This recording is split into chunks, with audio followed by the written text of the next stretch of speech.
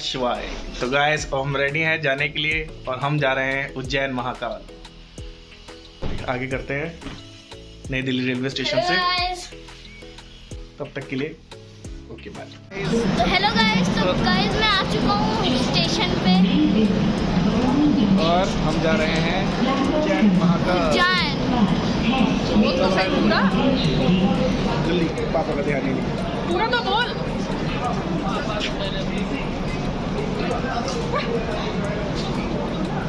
पति नहीं मोड़ने देते ना। अब चल गई। Hello guys, hello guys. इनको तो मिलेगी। तो कौन पढ़े थे यहाँ पे? चाचू वाइफ नहीं मिले किसी के पास। मेरे पास तो है नहीं। ओम नमः शिवाय। ओम नमः शिवाय। गाइस हम आ चुके हैं अपने गुड मॉर्निंग स्टेशन गाइस, अब हम आ चुके हैं इंदौर अपने स्टेशन पे और यहाँ से अब थोड़ी देर फ्रेश होके फिर हम शुरू करेंगे अपनी महाकाल की जर्नी। गुड मॉर्निंग फ्रेंड्स, तो अब हम जा रहे हैं इंदौर से उज्जैन। और आपको एक काम की बात बता दूं कि आप अगर अंदर से ही जाते हैं स्टेशन से ही तो आपको लोकल ट्रेन मिल जाएगी जो ऑलमोस्ट खाली रहती है। ये देखिए मेरे यहाँ से भी खाली है और मैं आपको दिखा देता हूँ, पूरी ट्रेन खाली है। तो अब इससे उतरने के बाद आपको मिलते हैं थोड़ी देर बाद। इसका किराया बड़ों का 20 रुपये है और बच्चों का 10 रुपये।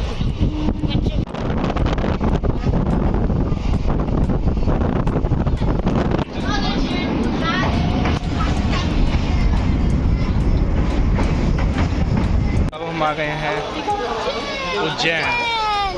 जय महाकाल। और वो देखिए मैं पीछे वहाँ सामने स्टेशन से बाहर निकलते ही सामने कितनी सारी धर्मशाला है जहाँ पे आप रुक सकते हैं। अभी हम एक कोई धर्मशाला सिलेक्ट करके फिर आपको बताते हैं क्या स्टेटस है। तो गाइज हम रुके थे भक्ति निवास धर्मशाला में जहाँ का किराया मात्र 800 रुपये है, जिसमें आपको 2 बेड मिलेंगे और एसी रूम मिलेगा। और इसके लिए आपको 1 महीना पहले से बुकिंग करानी पड़ेगी।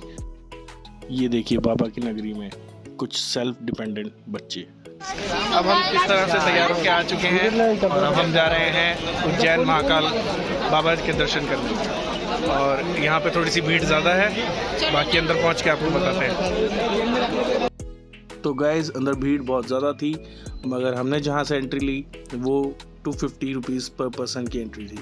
यहाँ से भी थोड़ा सा दूर से दर्शन हो सकते हैं और मैं रिकमेंड करूँगा कि आप 250 रुपीज़ वाले से ही दर्शन करें।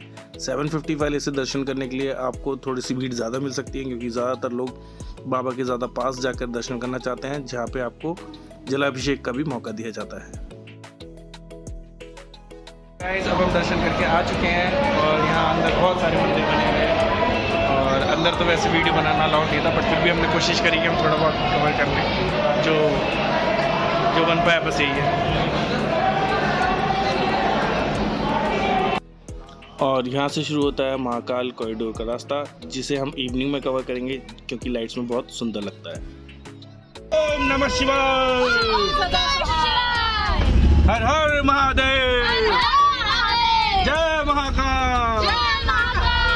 हर हर महादेव। ओम नमः शिवाय। और महाकाल के दर्शन के बाद हमने वहीं से एक लोकल गाड़ी बुक करा ली, जिसमें 100 रुपीज़ पर पर्सन था, जिसने हमें वहाँ के सारे लोकल मंदिर के दर्शन कराए। और अभी हम आए हैं गढ़कालिका मंदिर, जो यहाँ का एक फेमस सिद्धिपीठ है। कहा जाता है कि यहाँ माता के ऊपरी होठ का हिस्सा गिरा था। इसके बाद हम पहुँचे संदीपनी आश्रम, जहाँ के बारे में प्रसिद्ध है कि यहाँ बलराम जी, कृष्णा जी और सुदामा जी ने शिक्षा ग्रहण करी थी। यह भी एक प्रसिद्ध धार्मिक स्थल है जहाँ पे बहुत ही ज़्यादा भीड़ देखने को मिली हमें। तो जब भी आप यहाँ जाएं तो अच्छे से प्लान करके ज़रूर जाएं। और ये जो पीछे आप हॉल देख रहे हैं, यहाँ कृष्ण जी ने 14 विद्याएं प्राप्त करी थी, जिसके लिए आप अंदर जाके शांति से इसका आनंद ले सकते हैं। यहाँ अंदर काफ़ी शांति थी और काफ़ी पॉजिटिव वाइब्स आ रही थी। अच्छी बात यह है कि यहाँ पे किसी भी तरह की फ़ोटोज़ लेने पे कोई मनाही नहीं है। आप जितनी चाहे फ़ोटो क्लिक्स कर सकते हैं, वीडियो चाहे बना सकते हैं, मगर शांति का दायरा बनाए रखें। यहाँ अंदर कुछ समय गुजारने के बाद जब हम बाहर गए तो वहाँ किसी तरह के कोई साधु आ रखे थे जिन्होंने वहाँ पे अपने प्रवचन देना शुरू कर रखा था। हम चाहते तो प्रवचन में बैठ सकते थे मगर हमारे पास टाइम थोड़ा कम था, तो हम यहाँ से घूमकर थोड़ा जल्दी बाहर निकल गए। गाइस ये पीछे जो आप देख रहे हैं ये गंगा का कुंड है, मुझे पता चल गया। इसके बाद हम आ गए मंगलनाथ मंदिर, जो कि यहाँ का एक और बहुत फेमस मंदिर है। ऐसा कहा जाता है कि यहाँ पर दर्शन करने के बाद किसी भी तरह के ग्रह से संबंधित आपको कभी कोई परेशानी नहीं होती।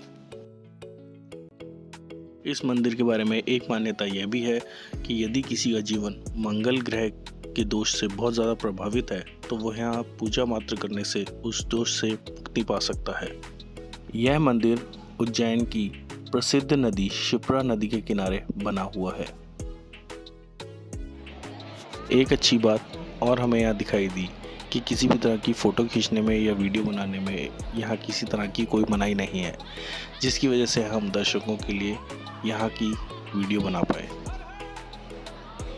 पूरा मंदिर भोलेनाथ के जयकारों से गूंज रहा था, जिसे देख के बहुत ही पॉजिटिव वाइब्स आ रही थी। स्कूल के बच्चे दूर दूर से दर्शन करने के लिए बहुत सारे लोग यहाँ पर आ रखे थे। लाइन थोड़ी लंबी थी मगर खुले दर्शन होने के कारण थकान पता ही नहीं चल रही थी।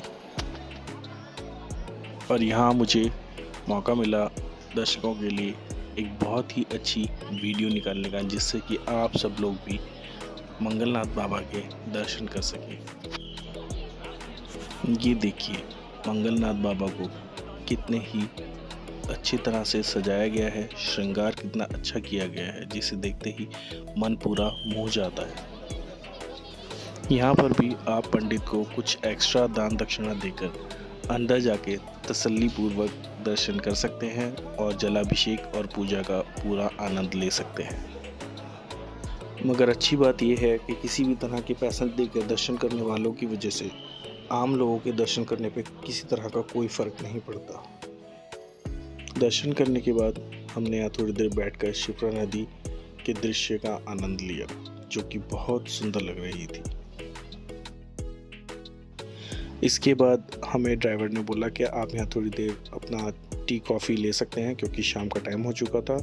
और फिर उसके बाद हम निकलेंगे अपने फेमस मंदिर के लिए, जो है काल भैरव मंदिर, जिसका नाम शायद आपने सुना होगा। जिसके बारे में एक मान्यता ये भी है कि अगर आप उज्जैन आए और बाबा महाकाल के दर्शन करें तो काल भैरव के दर्शन करना भी आपके लिए उतना ही आवश्यक है। और इसके बाद हम निकल पड़े अपने दूसरे मंदिर काल भैरव के दर्शन करने के लिए। और जैसा कि आप सब जानते हैं, यहाँ की मान्यता के अनुसार हमने भी यहाँ पर एक छोटी सी शराब की बोतल ली। कहा जाता है कि भैरव बाबा को शराब की बोतल चढ़ाने से वह अधिक प्रसन्न होते हैं। और यहाँ पर भी भक्तों का तांता बहुत ज़्यादा लगा हुआ था। लाइन बहुत लंबी थी, जिसमें हमें काफ़ी इंतज़ार करने के बाद दर्शन प्राप्त हुए। जैसा कि आप देख ही सकते हैं कि पीछे लगे इन बैरियर्स के ऊपर लोगों ने धागे बांध कर मन्नतें मान रखी हैं। जिस तरह से इतने धागे आप देख सकते हैं तो आप समझ सकते हैं कि यहाँ लोग कितने आते होंगे।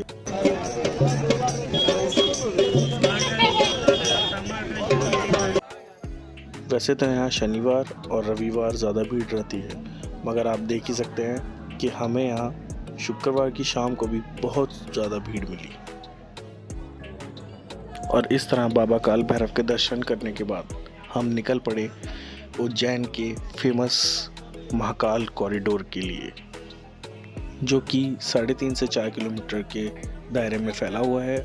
और यहाँ की जो लाइट्स और आकृतियाँ बनी हुई हैं वो बहुत ही अट्रैक्टिव लगती हैं, जिसे देखकर आपके जाने का मन ही नहीं करता।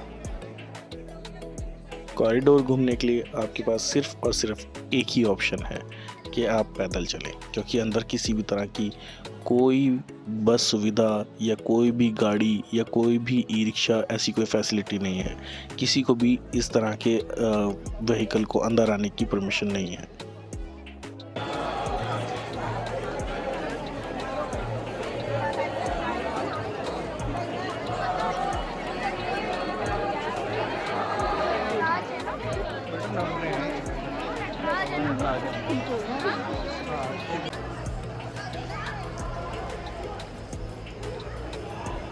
वो उधर गए होंगे पक्का, मुझे हमारा रथ है।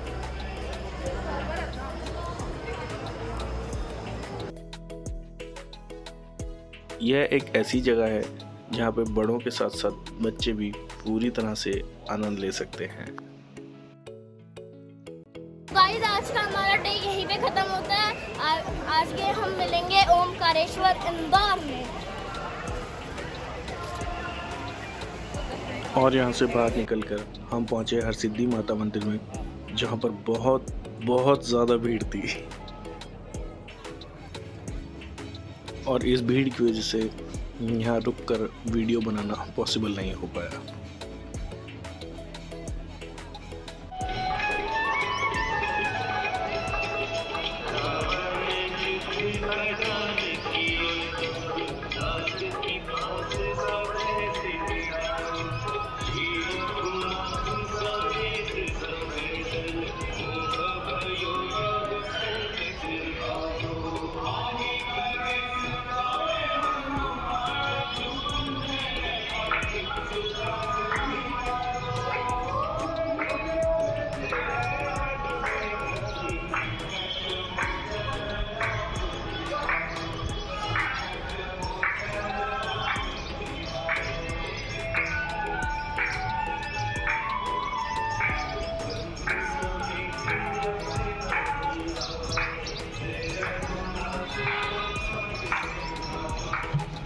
और अगली सुबह अपने धर्मशाला से चेकआउट करके हम आ गए अपने ही धर्मशाला के कॉम्प्लेक्स में बने भारत माता मंदिर के अंदर, जहां भारत माता की मूर्ति विराजमान है। और इसके बाद हम निकल पड़े अपनी यात्रा के अगले पड़ाव श्री ओमकारेश्वर जी के दर्शन के लिए, जिसकी दूरी उज्जैन से लगभग 150 किलोमीटर है। हर हर महादेव, ओम नमः शिवाय, जय महाकाल। ओमकारेश्वर जाने के लिए कई तरह के रास्ते से होकर हम गुजरे। कहीं नॉर्मल रास्ता आया, कहीं पहाड़ी, कहीं घुमाव वाला रास्ता। गर्मी लगभग ना के बराबर ही थी।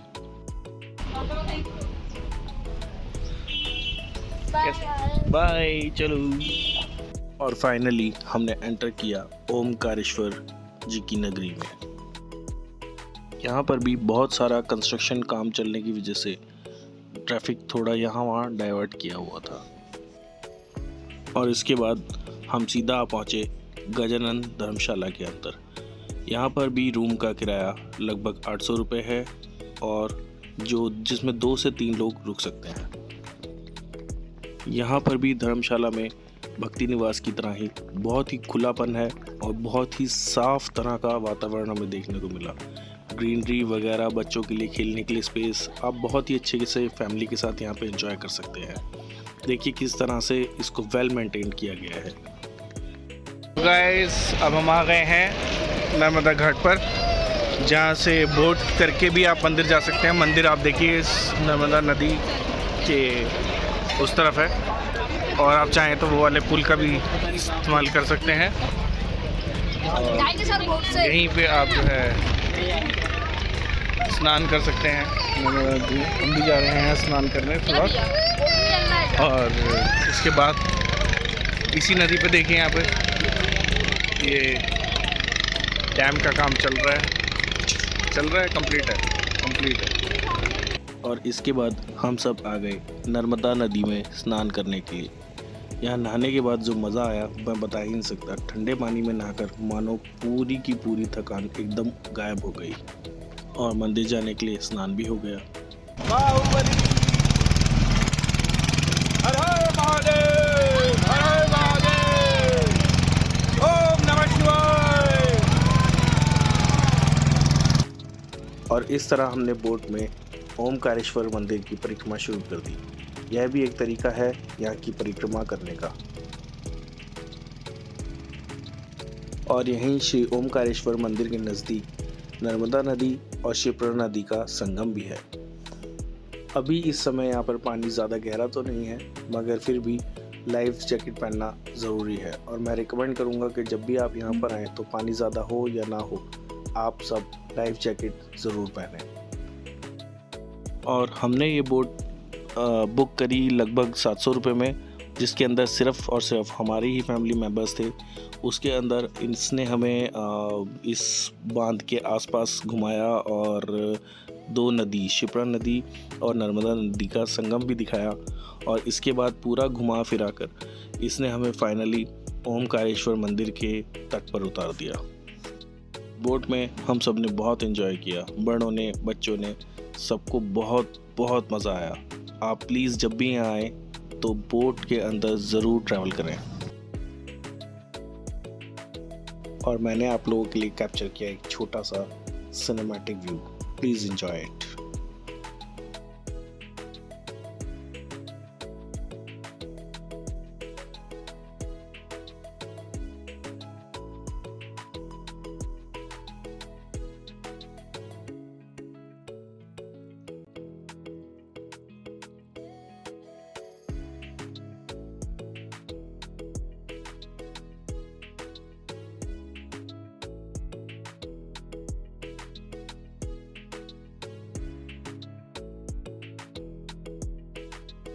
और ये देखिए श्री शंकराचार्य जी की मूर्ति, जिसे आप देख सकते हैं पैदल परिक्रमा करते समय। अभी यहाँ गाड़ियों के लिए मार्ग बनाया जा रहा है, जो कि अभी पूरी तरह से नहीं बना है। शाम को मंदिर में भीड़ ज़्यादा होने की वजह से और हमारे साथ बच्चे और बुज़ुर्गों के होने की वजह से हमने मंदिर जाना स्किप किया।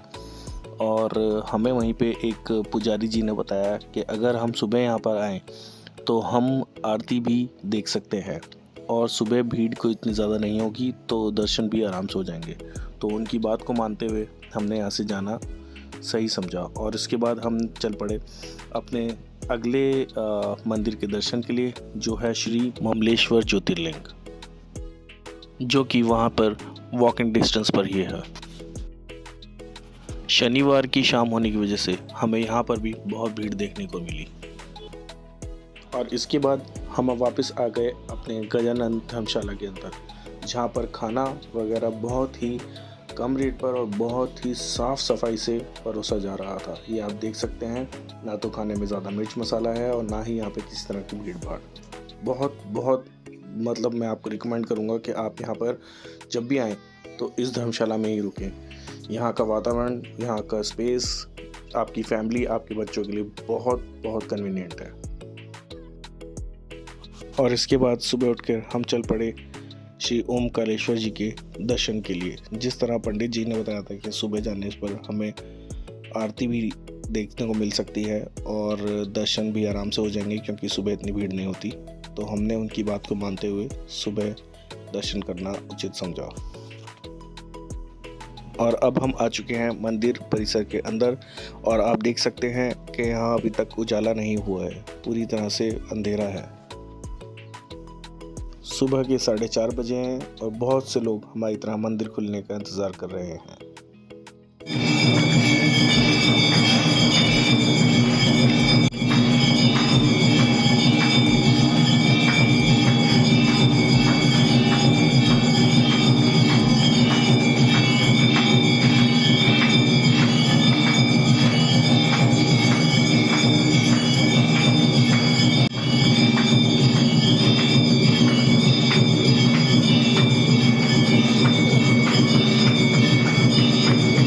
गाइस अभी हम निकल चुके हैं परिक्रमा करने के लिए। पूरा अंधेरा हो रहा है, अभी थोड़ा भी उजाला नहीं हुआ है और टाइम हो रहा है 5:30 बजे का।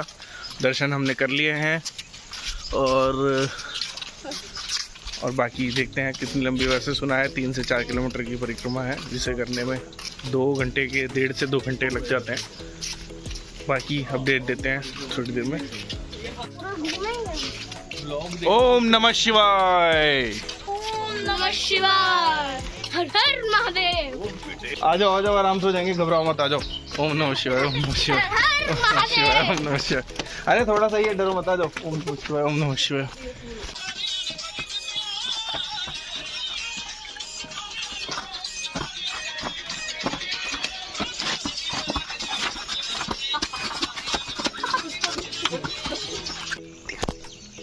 तो गाइस अभी हम 2100 मीटर आ चुके हैं।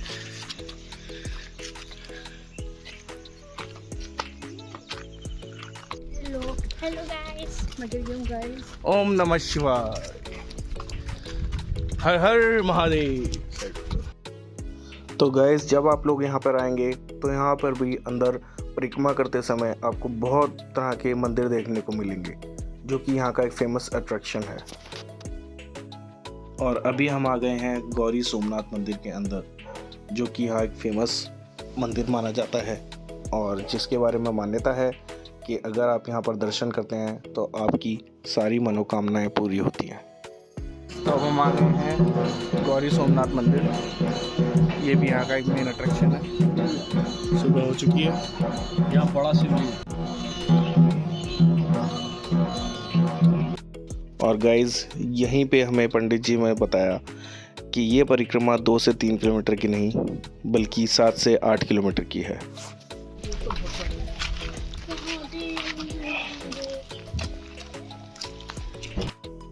और गाइज, यही वो मूर्ति है श्री शंकराचार्य जी की, जिसे हमने नदी से बोटिंग करते टाइम देखा था। इसका काम अभी चल रहा है। ये काम L&T को दिया गया है और जिस तरह से यहाँ पे रास्ते का काम चल रहा है उसे देखकर लग रहा है कि शायद आने वाले टाइम में यहाँ पर गाड़ियाँ भी आनी शुरू हो जाएं। तो वृंदावन की तरह आप यहाँ पर भी गाड़ियों से और मतलब रिक्शा वगैरह से यहाँ की परिक्रमा कर सकेंगे। इस पॉइंट पर आकर हमें यहाँ थोड़ी बहुत थकान महसूस होने लगी और इस परिक्रमा का एक थोड़ा सा मतलब मैं चैलेंज ये कहूँगा कि यहाँ पर एकदम से मतलब कोई प्लेन रास्ता नहीं है। अचानक से कहीं पे सीढ़ियाँ हैं एकदम चढ़ती हुई, कहीं पर एकदम से सीढ़ियाँ हैं उतरती हुई। और हम आ चुके हैं अपने दूसरे पॉइंट चांद सूरज द्वार पर। इस द्वार को देखकर ऐसा लगता है कि मतलब इसको मतलब ज़्यादा अच्छी तरह से प्रिजर्व नहीं किया गया है। ये थोड़ा सा जर्जर हालत में है। शायद यहाँ पर किसी तरह की सहायता पहुँच पाना बहुत मुश्किल है, इसलिए अभी यहाँ पर जो निर्माण का कार्य है वो या तो शुरू ही नहीं हुआ है और हुआ है तो काफ़ी मतलब जर्जर हालत में है। ये देखिए, ये एक गणेश मंदिर है जिसको शायद ढंग से रखा नहीं गया है, प्रिजर्व नहीं किया गया है, तो ये भी थोड़ा सा जर्जर हालत में है। और गाइस, इस तरह से हमारी 7 से 8 किलोमीटर की परिक्रमा यहाँ पे ख़त्म हुई, क्योंकि हमें सामने मंदिर नज़र आ रहा है और साथ में ये नर्मदा नदी चलती हुई। और यहाँ पे आके थोड़ा सा हमें तसल्ली लग रही है क्योंकि हम बहुत थक चुके हैं और बाकी अब आश्रम जाकर वहाँ पे ब्रेकफास्ट करेंगे। यह देखिए, जैसे जैसे सुबह होती जा रही है वैसे वैसे भक्तों की भीड़ बहुत ज़्यादा बढ़ती जा रही है। अच्छा ये रहा कि पंडित जी की सलाह पर हमने सुबह जल्दी दर्शन कर लिए और यहाँ से ब्रेकफास्ट करके हम निकल पड़े इंदौर के लिए, क्योंकि हमारी ट्रेन दिल्ली के लिए इंदौर से ही है। इंदौर पहुँचते ही हमने अपने बैग्स रेलवेज़ के क्लॉक रूम में जमा करा दिए और उसके बाद वहाँ से हम ई रिक्शा लेकर निकल पड़े वहाँ के एक फेमस अट्रैक्शन छप्पन के लिए। सुना था कि यहाँ पर खाने का आइटम बहुत ज़्यादा फेमस है और चाट पकौड़ी जिस तरह से हम देसी लोगों को पसंद ही होती है, तो उसका आनंद लेने के लिए हम यहाँ पे आ गए। यहाँ का स्ट्रीट फूड बहुत ही फेमस है और यहाँ पर पुराने ज़माने के गोलगप्पे, चाट पकौड़ी से लेकर आपको नए ज़माने के वैफल वगैरह भी यहाँ पर मिल जाएंगे। कुल्हड़ पिज़्ज़ा भी यहाँ पर देखने को मिला और मालपुए भी यहाँ पे हमने खाए। और बहुत मतलब जिस तरह का एक ओल्ड एज के लोग और बच्चों को और थोड़ा यंग एज के लोगों को चीज़ें पसंद होती है वो सब यहाँ पे अवेलेबल थी। अगर आपके पास टाइम हो तो 1 से 2 घंटे के लिए आप यहाँ ज़रूर आएँ। आप लोग जब भी यहाँ पर आएँ तो एक साथ एक आइटम ज़्यादा ना लें, क्योंकि अगर आप इस तरह से एक आइटम कोई ज़्यादा खा लेंगे तो आप बाकी की चीज़ों को एंजॉय नहीं कर पाएंगे। दूसरी अच्छी बात ये लगी कि यहाँ पर किसी भी तरह की कोई कागज़ की प्लेट या फिर किसी तरह का कोई टिश्यू आपको नहीं दिया जाता, क्योंकि इन सब one time use and throw वाली चीज़ों से गंदगी तो फैलती ही है। और अब आपको सुनाते हैं कूल अंकल का गाना, जो खुद यहाँ पे अपनी शॉप पर एज अ हॉबी गाना भी गाते हैं।